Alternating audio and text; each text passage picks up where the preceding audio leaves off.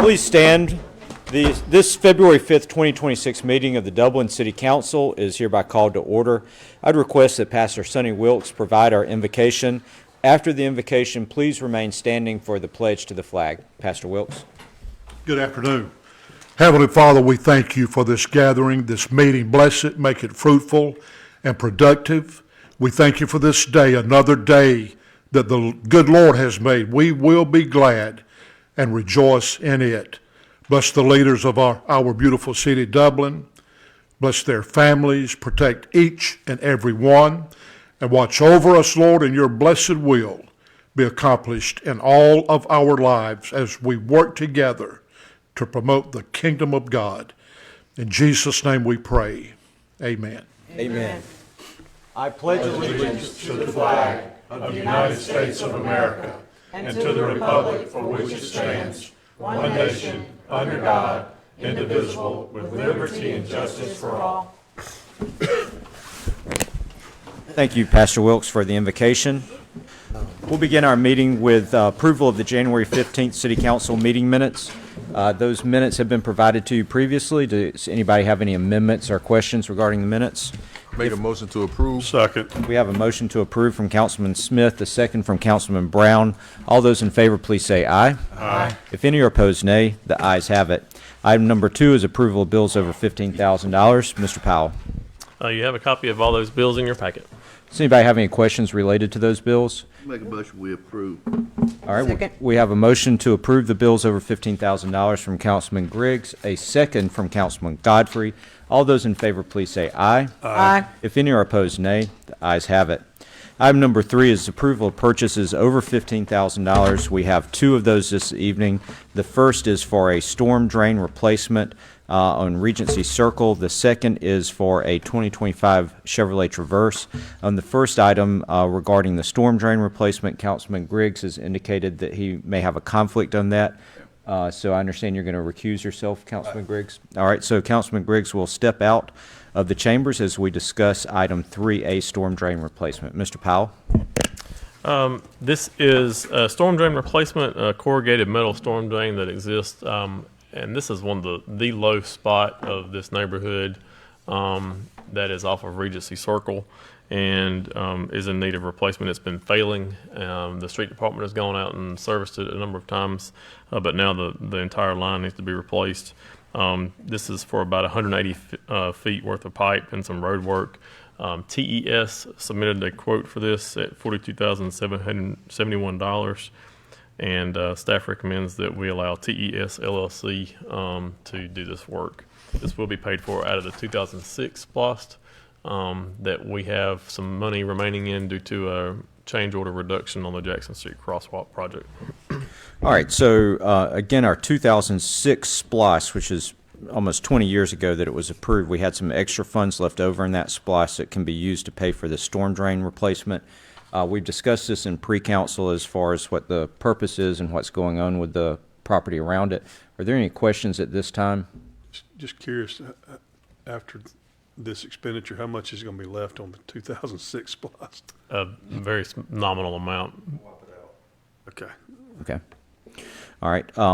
So our city treasurer said that there'll be essentially no substantial funds left in the 2006 SPLOST after this expenditure. Any other questions? Move for approval. We have a motion to approve from Councilman Brown. We have a second from Councilman Colby. Any discussion on the motion? All right. All those in favor, please say aye. Aye. If any are opposed, nay. The ayes have it. Can someone... I forgot Paul. Did you have a question? No, I thought we was gonna do it. Okay, Approve gotcha. all of them at the same time. Gotcha. All right, so we'll now move to item 3B, which is the 2025 Chevrolet Traverse purchase for the police department. Mr. Powell. We budgeted to purchase this vehicle for the CSU division of our police department, the crime suppression unit, and we will be surplusing a 2005 Chevy Trailblazer as a result of this purchase. It is from Hardy Chevrolet Buick GMC under a statewide contract for $38,005. And then we also will be purchasing $4,073.80 worth of upfitting equipment for this vehicle from Public Safety Products Incorporated. It was budgeted and will be paid for out of the general fund. All right, any questions related to this purchase? If not, do we have a motion? Motion to approve. Second. We have a motion to approve from Councilman Colby, a second from Councilman Godfrey. If there's no discussion on the motion, all those in favor, please say aye. Aye. If any are opposed, nay. The ayes have it. We'll now move to item number 4, which is presentation of the FY25 Comprehensive Financial Report. I understand Greg Chapman is here.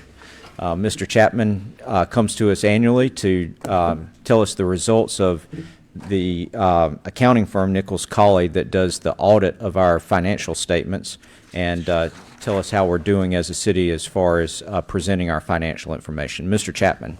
Yes. Thank you, Mayor and Council. First off, thank you for allowing our firm to perform the 2025 fiscal financial statement audit for the City of Dublin.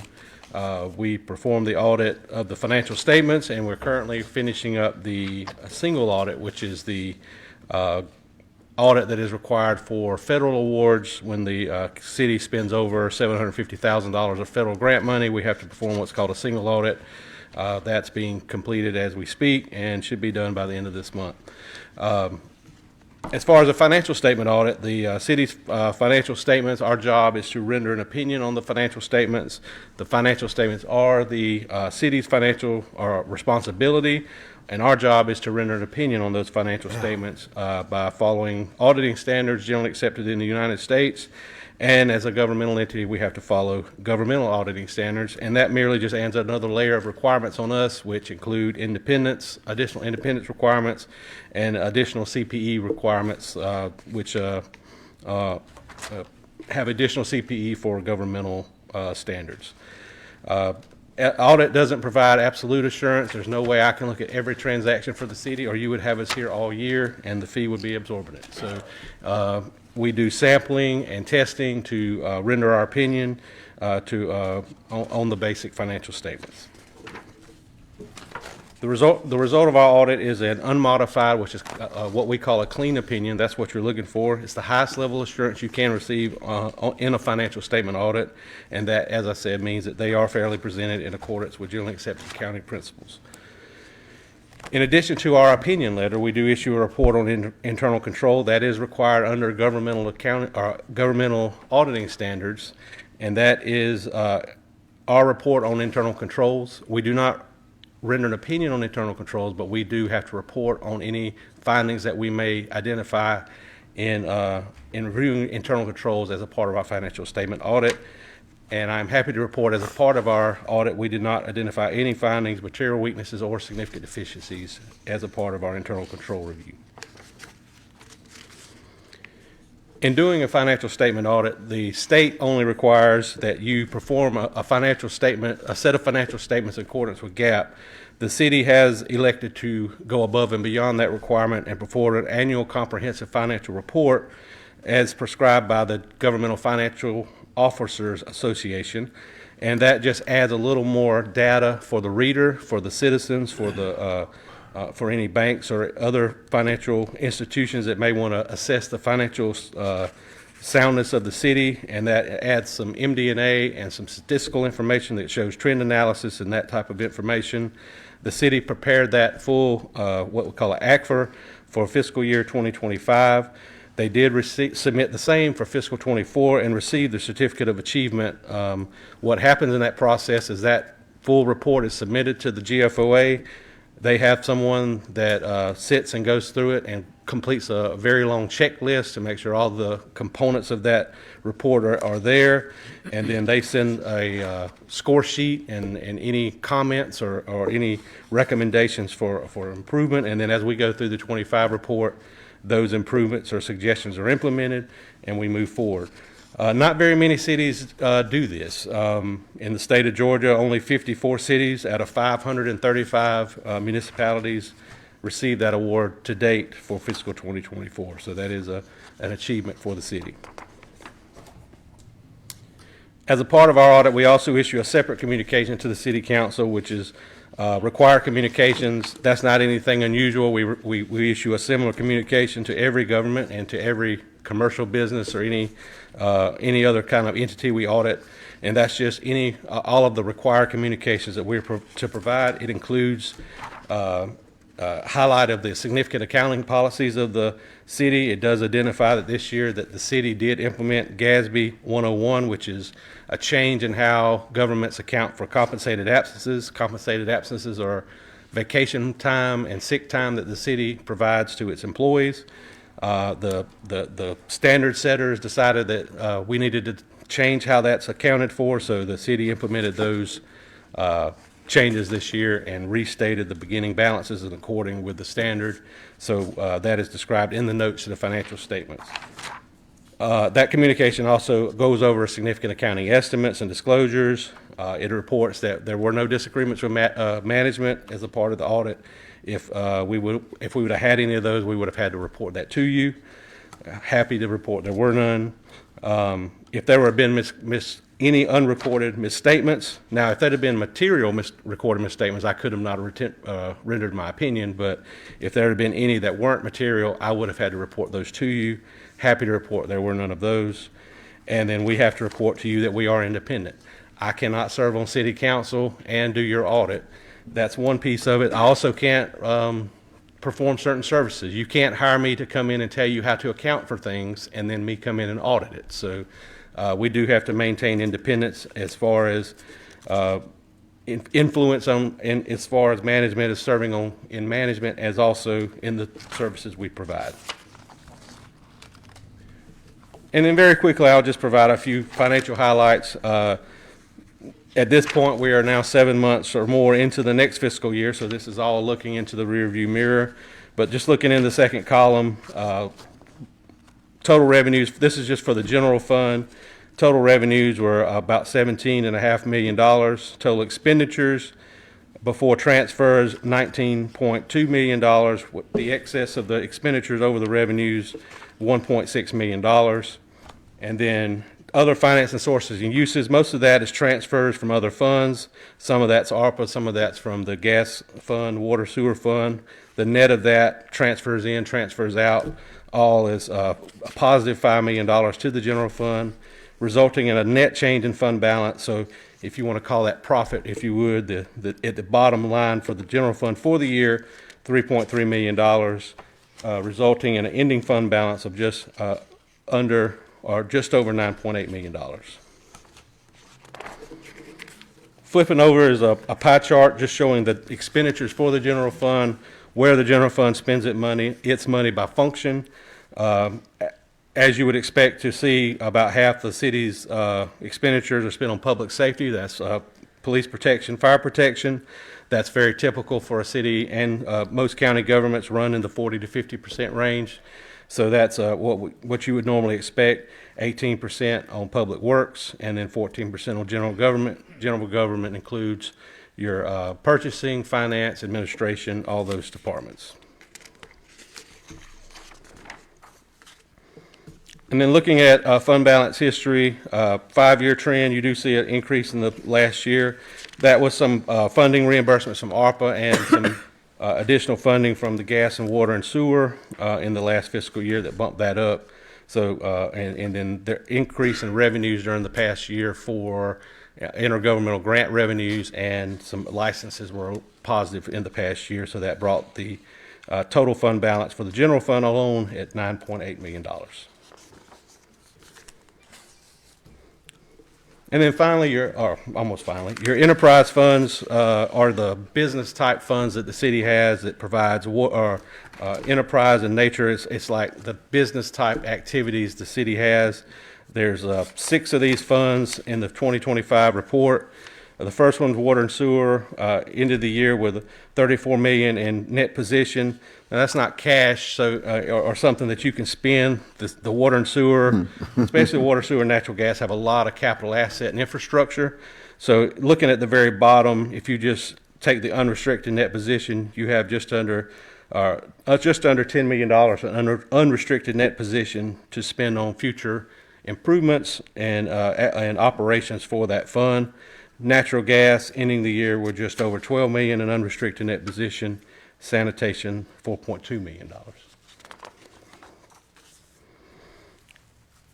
And then finally, the last three, Riverview Golf Course, ended the year with a 309 million in fund balance. As I mentioned, all of that, actually more than all of that, is capital assets, ending with a negative unrestricted. The golf course is subsidized by the general fund during the year, so that is, if you notice that non-operating line there is supported, all of that is transfers in from the general fund. Special facilities is a new fund this year. That one ended the year with 655,000. All of that is capital assets. And the telecom fund at 1.9, with 1.3 of that being unrestricted.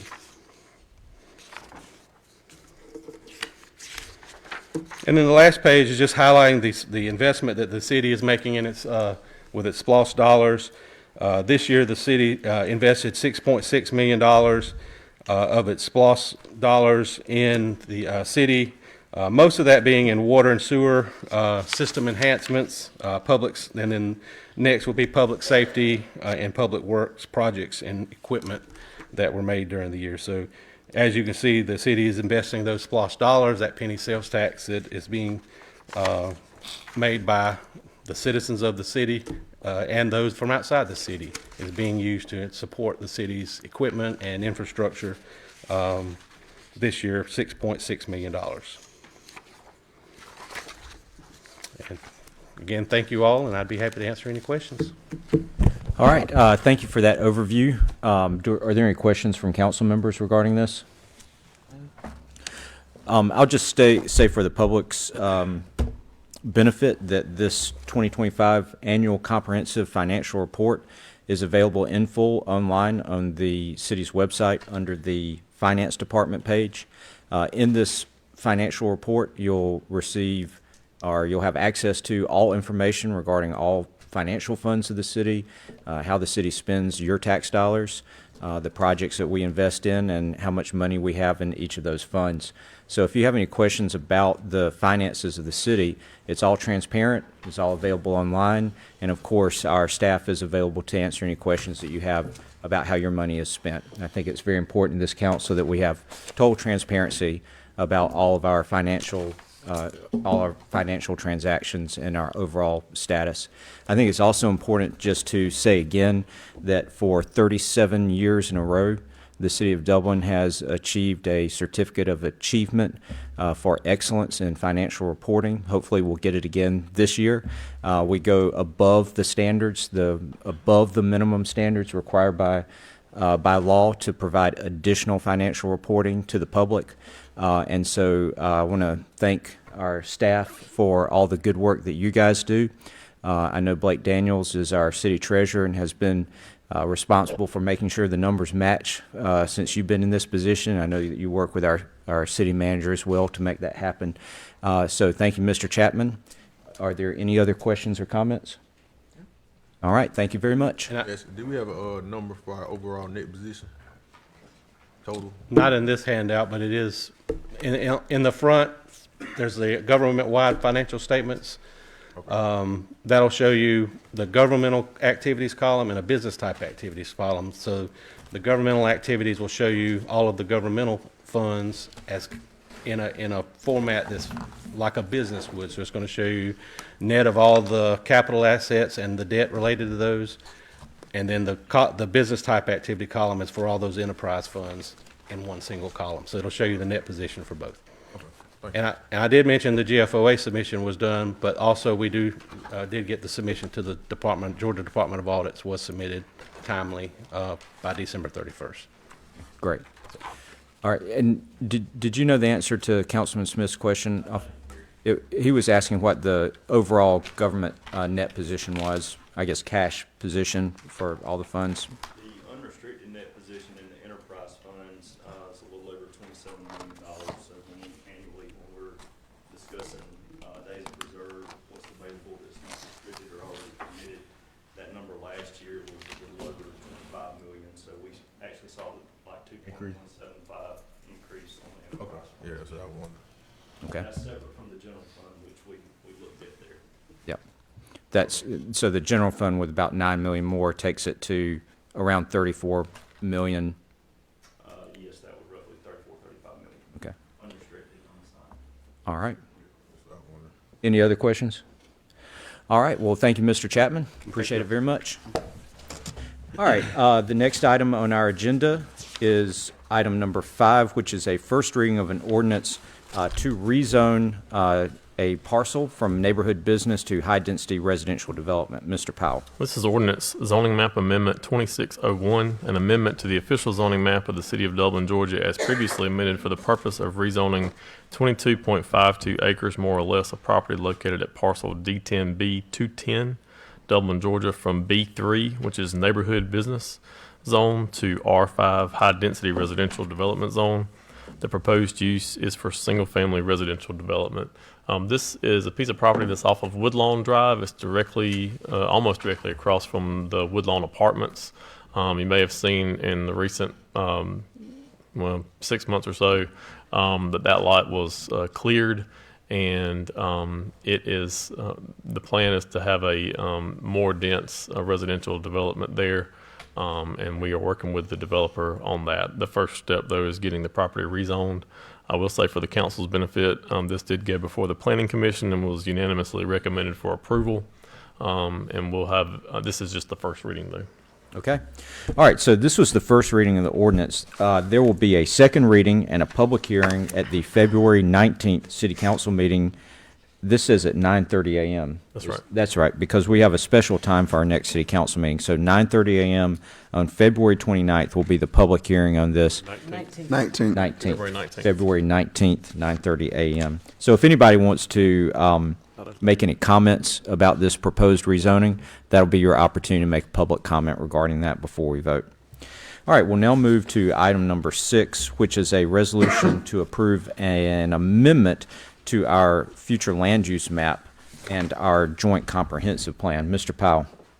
This is Resolution 2606, a resolution by the Mayor and Council of the City of Dublin to approve and adopt an amendment to the future land use map of the Lawrence County Joint Comprehensive Plan Vision 2050 to set an effective date and for other lawful purposes. The city has been recognized as being a plan-first community, and we work very closely with Lawrence County and the other municipalities on our joint comprehensive plan. And a component part of the comprehensive plan is the future land use map. And one thing that governs all of the decisions that council makes regarding rezoning requests or annexation requests is whether or not it's consistent with our joint comprehensive plan and our future land use map. Because of that, and because of the item that we just covered on the rezoning request, the current future land use map shows that the area that's subject for rezoning is listed as a commercial use. And so we are asking the council to amend the future land use map to reflect that to be residential in the future use. And then there are 2 other areas of town in the downtown area adjacent to Rose Street, as well as a section, block that fronts Telfair Street that are not currently shown on the future land use map accurately. And one would be to allow for a mixed use, and you can see on the map there that's circled in kind of the pink color. That would be what would be a mixed use going forward. It on the future land use it currently shows as industrial, which is inconsistent with the use that's there. It has some commercial and residential use there. And then the red and the yellow in the circle down below that is both commercial for the red and then residential for the yellow. And then you can see the larger circle on the screen is for the property we just talked about on Woodlawn to be included in the residential area, which, as you can tell, is consistent with the surrounding use for that property. So this is to keep us in compliance as far as a comprehensive plan standpoint, and so that your decision on the rezoning request can go forward. All right. Any questions about that? All right. So at this time, we need a motion regarding the resolution to amend our future land use maps and the comprehensive plan, so it'll be consistent with the zoning that we're about to do on these Move for parcels. approval, Mayor, of the resolution as presented. Second. We have a motion to approve from Councilman Brown, a second from Councilman Jones. Any discussion on the motion? All those in favor, please say aye. Aye. Any opposed, nay. The ayes have it. We'll now move to item number 7, which is a resolution to accept an agreement with Flock Group for live view cameras. Mr. Powell. This is Resolution 2607, a resolution of the City of Dublin, Georgia, by and through its mayor and council, approving an amendment to a contract with Flock Group Incorporated for service and equipment utilizing the Flock fixed solar video camera, to authorize the mayor and city clerk to execute the same, to set an effective date and for other lawful purposes. A couple of years ago, the council approved a contract with Flock for some pan tilt zoom cameras that were going to need to be powered electrically by direct connection to the power source on Georgia Power's poles throughout town. And there were some difficulties in working that out with Georgia Power and between Flock Group and Georgia Power. And so as an alternative to that, the chief has worked out a deal with Flock to provide solar-powered cameras. They're not pan tilt zoom, but they do serve a good purpose for the police department as far as criminal investigations go.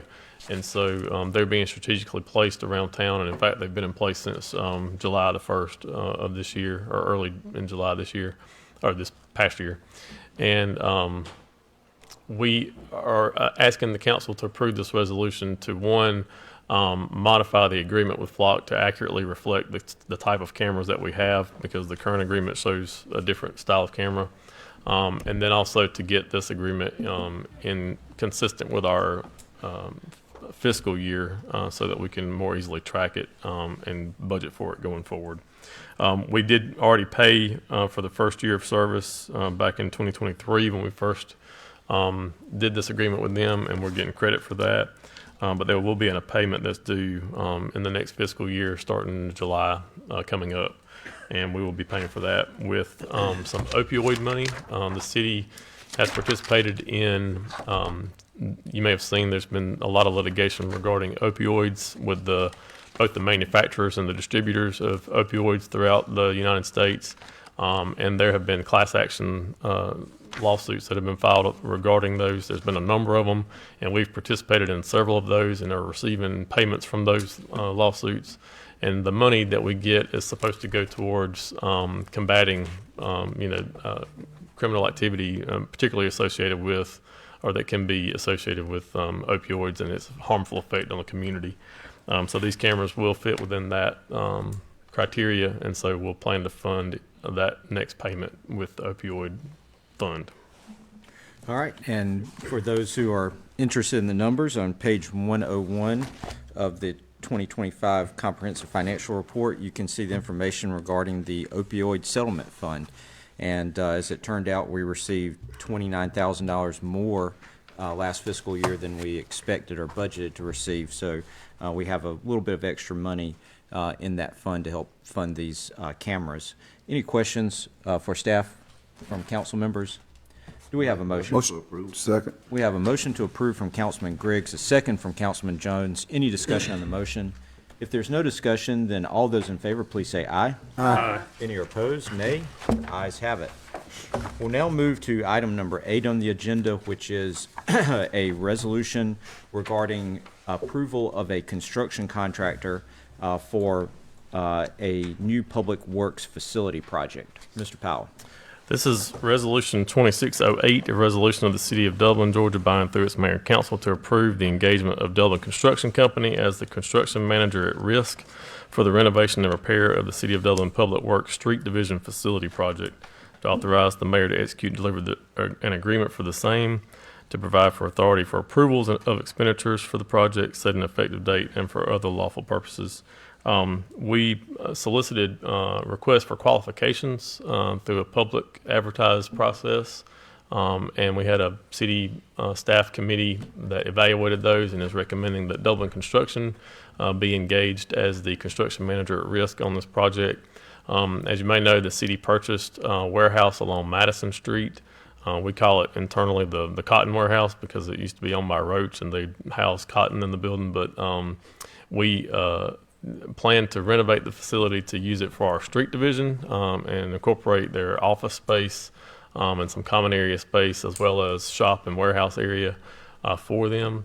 And so we need a contractor to help us with that project. And Dublin Construction was overwhelmingly recommended to be awarded the contract.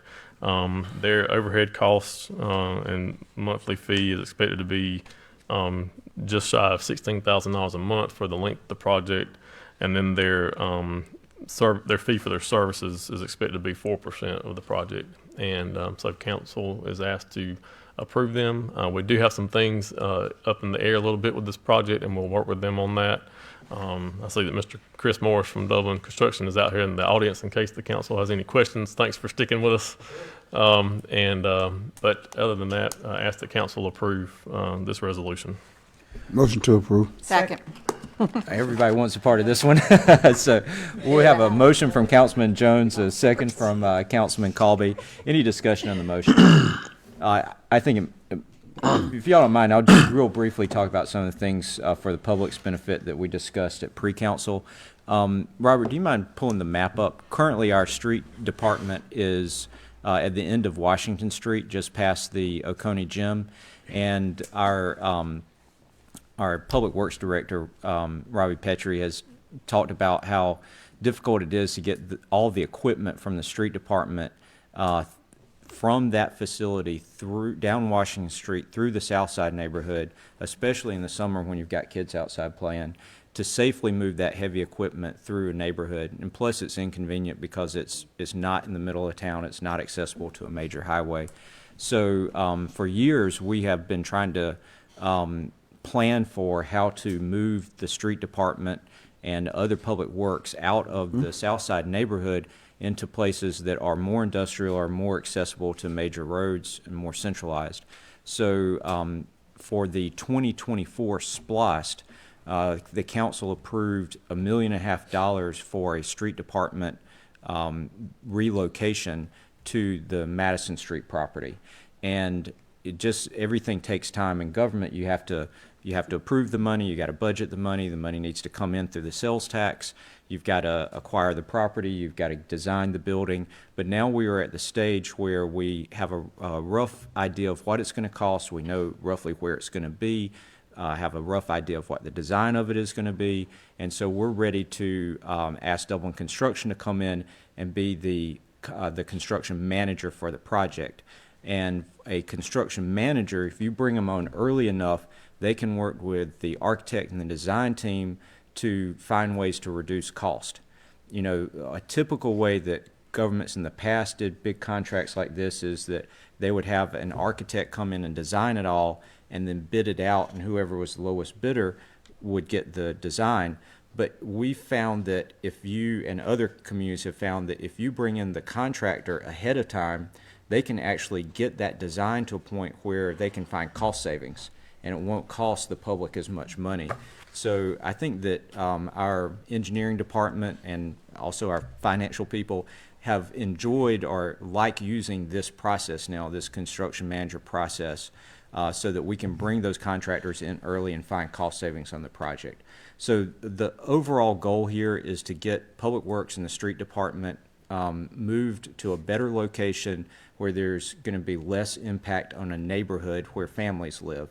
And also in doing that, to try to do it as cost effectively as we can. So this is the next step in that process, and we have a motion. Or is there any more comments or discussion?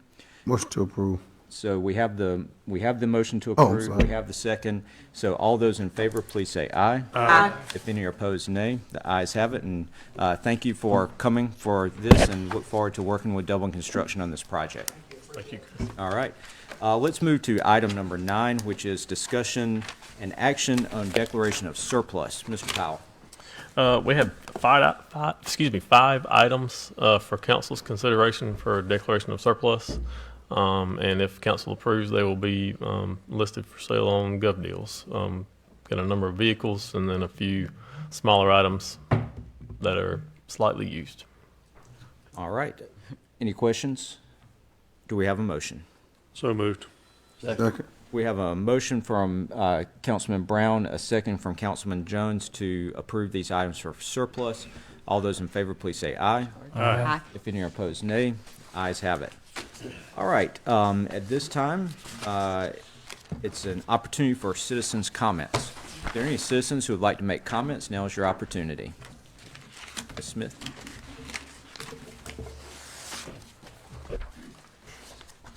I'm Melody Smith. I'm coming to you as the director of the Camellia District and as a board member of the Garden Club of Georgia.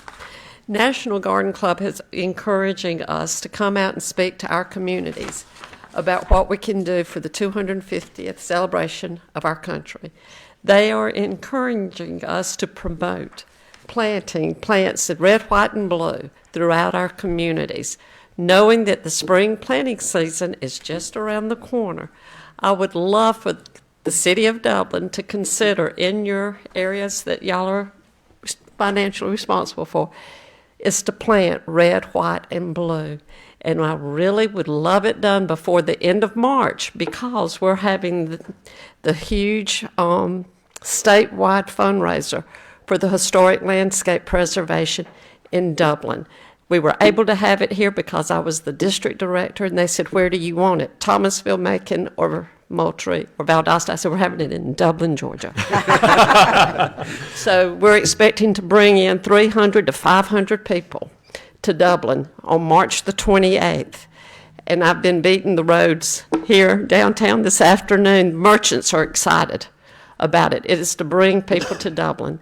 And it's also to raise money for the historic land preservation, which I gave Candy the grant for the city of Dublin to do a grant for a $3,000 match for a park area, whatever, that has been in existence for at least 50 years. I'm surprised I got all that in much time.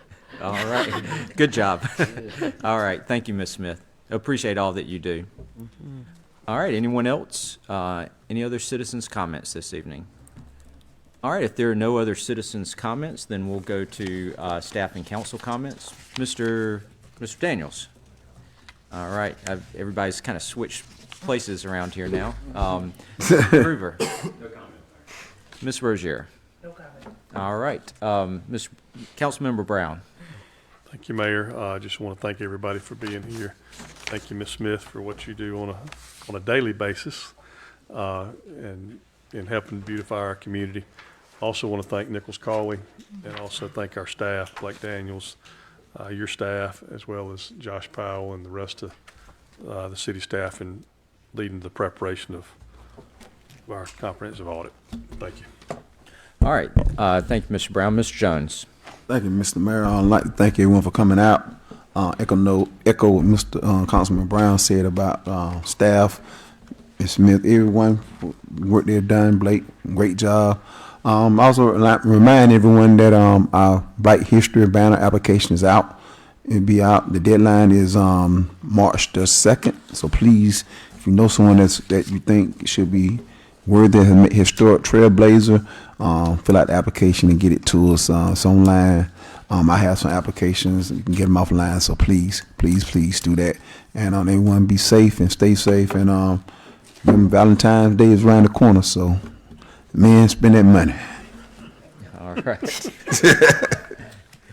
Thank you, Councilmember Jones. Councilmember Godfrey. Thank you, Mayor. I have no comments this evening.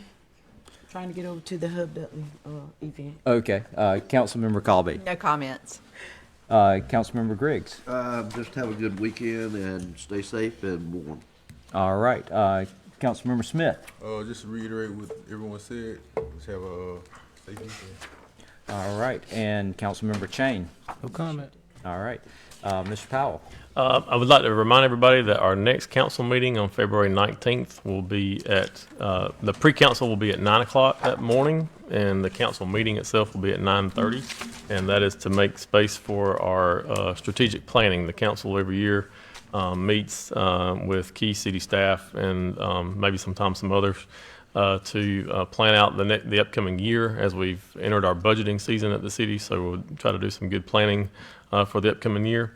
as well as we currently have on our website, and we've had some social media posts, and I know there's been some news coverage about our Safe Streets for All program that we're running.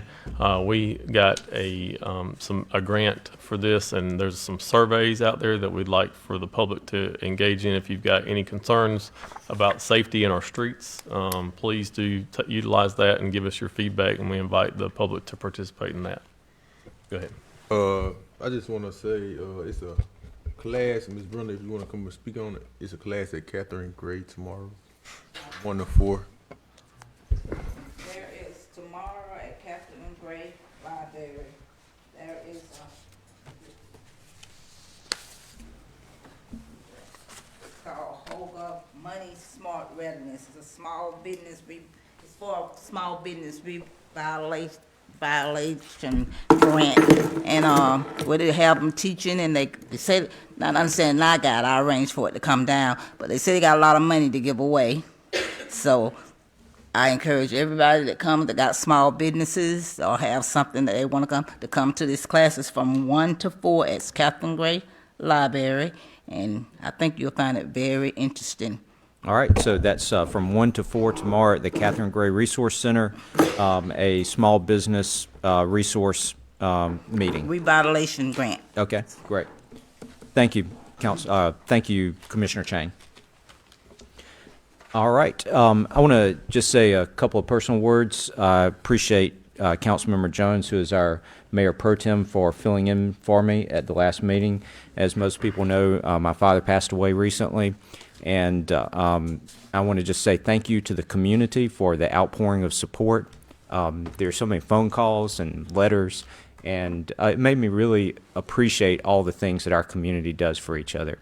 So with that, this meeting is adjourned. Thank you.